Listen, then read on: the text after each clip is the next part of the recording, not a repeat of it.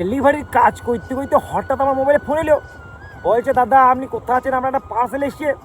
মানে কি বলবো, আমি বলে মানে ইচ্ছা আমিও ডেলিভারি বয়, ডেলিভারি কাজ করি, আমার তো অফিস পৌঁছাইতে বিকেল হয়ে যাবে। দাদা এক কাজ করুন, আমি ওটিপি বলে দিচ্ছি, আমাদের অফিসে কষ্ট করে একটু ডেলিভারিটা করে দিন। বলে ঠিক আছে যা, এখন ডেলিভারিটা করে দিয়েছে। বলছে আমি অফিসে রেখে চলে গেলাম, এখন ওটিপি আমার থেকে চাই না। কি বলবো আমি, এখন মানে সুসুর করছে মনটা, কখন গিয়ে পার্সেলটা হাতের মধ্যে নেবো আর আনবক্সিং করবো। ব্যাপারটা যে জিনিসটা ফ্লিপকার্টে লয় অ্যামাজনের, আর অ্যামাজনের পার্সেল আমার আন্ডারে আসবে না, মানে কি বলবো আমি, আমার বলার কিছু নাই এই বুঝলে তো। যখন যাই তাড়াতাড়ি চটাম করে কটাম করে আনবক্সিংটা করে দেবো জিনিসটা, আর তোমাদেরও দেখাবো।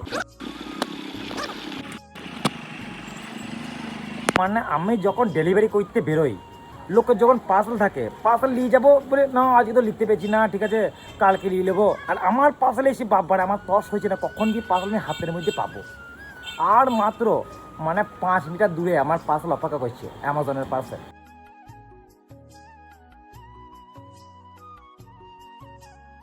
এই যে ব্যাগে ভরে নিয়েছি।